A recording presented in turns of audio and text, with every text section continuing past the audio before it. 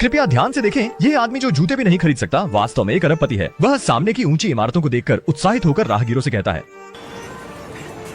कि ये जो इमारत है ये इमारत मेरी है। राहगीर ने सोचा इस आदमी का दिमाग जरूर खराब हो गया। जब वह कंपनी के रिसेप्शन पर अध्यक्ष से मिलने आया तो रिसेप्शनिस्ट ने बहुत शिष्टता से उसे थोड़ी देर इंतजार करने को कहा। वह अपने समूह की प्रोफाइल देख रहा था जो वर्षों बाद विभिन्न क्षेत्रों में विकसित हो चुका था और पहले से ही विश्व प्रसिद्ध था। लेकिन इंतजार के बाद सुरक्षा गार्ड ने उसे एक भिखारी समझकर बाहर निकाल दिया। आदमी एक पल के लिए थोड़ा हैरान था, अपने ही घर की कंपनी से कैसे बाहर निकाल दिया गया। आदमी ने फिर से मुड़कर देखा, लेकिन सुरक्षा गार्ड ने उसे फिर से बेरुखी से रोक दिया।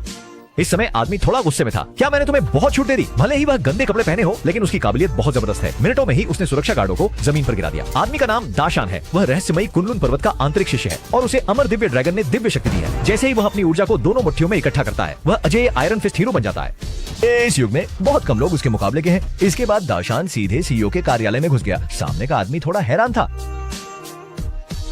इस समय एक महिला पास आई और दाशान ने तुरंत पहचान लिया कि यह उसकी बचपन की दोस्त जोई है और बचपन का साथी वॉर्ड भी है। लेकिन दोनों ने स्पष्ट रूप से दाशान को नहीं पहचाना। दाशान तुरंत जाकर पहचानना चाहता था, लेकिन चाहे वह कुछ भी समझाए, वे दाशान को एक धोखेबाज मानते थे। दाशान ने कहा, मैं सिर्फ तुम्हारे पिता से बात करना चाहता हूँ। वॉर्ड गुस्से में सुरक्षा को बुलाने की धमकी देता है ताकि वह तुरंत चला जाए। इस पर जोई ने कहा, मेरे पिता 12 साल पहले कैंसर से मर गए थे।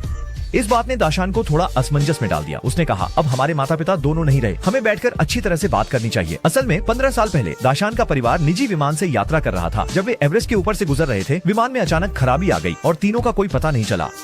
लेकिन 15 साल बीत चुके हैं और सभी मानते हैं कि दाशान का परिवार पहले ही दुर्घटनाग्रस्त हो चुका है। और अचानक सामने एक भिखारी प्रकट होता है जो कि समूह का एकमात्र उत्तराधिकारी है। भले ही वे वास्तव में दाशान हो, वे उसे पहचानने का इरादा नहीं रखते। आखिरकार कोई भी अरबों की संपत्ति को हाथ से नहीं जाने देना चाहता। इस समय सुरक्षा गार्ड बंदूकें लेकर कार्यालय में पहुंचे। भाई बहन दोनों को अपनी ओर से उदासीन देखकर वह सुरक्षा गार्ड के साथ ही बाहर चला गया।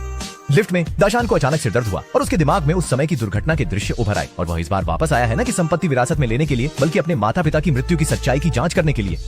इसके बाद दाशान अपने पुराने महलनुमा घर पहुंचे। उन्होंने चारों ओर देखा और छुपाई हुई पुरानी चाबी निकालकर दरवाजा खोलने की कोशिश की, लेकिन पाया कि ताला बदल दिया गया है। फिर भी वो अपने पुराने घर को देखना चाहते थे, इसलिए एक छलांग लगाकर अंदर चले गए। अपने पुराने महलनुमा घर में प्रवेश करने के बाद उन्होंने सामने की परिचित चीजों को देखा और फिर उन भाई बहनों की तस्वीरें देखी जिन्होंने उन्हें अपमानित करके बाहर निकाला था, जिससे उनके मन में मिश्रित भावनाएं उमड़ पड़ी।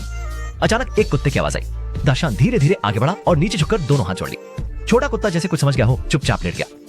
फिर उसने दरवाजा बंद किया और बालकनी पर आया, जहां उसने परिचित दृश्य देखा। उसकी आंखों के सामने बचपन में तीनों के साथ खेलने की यादें ताजा हो गईं। हर बार जब वॉर्ड हार जाता तो वह धोखा देकर उसे परेशान करता और माता पिता के पूछने पर वॉर्ड हमेशा पहले शिकायत करता। ईमानदार दाशान हर बार चुपचाप सहन कर लेता और अब तो संपत्ति भी छीन ली गई है।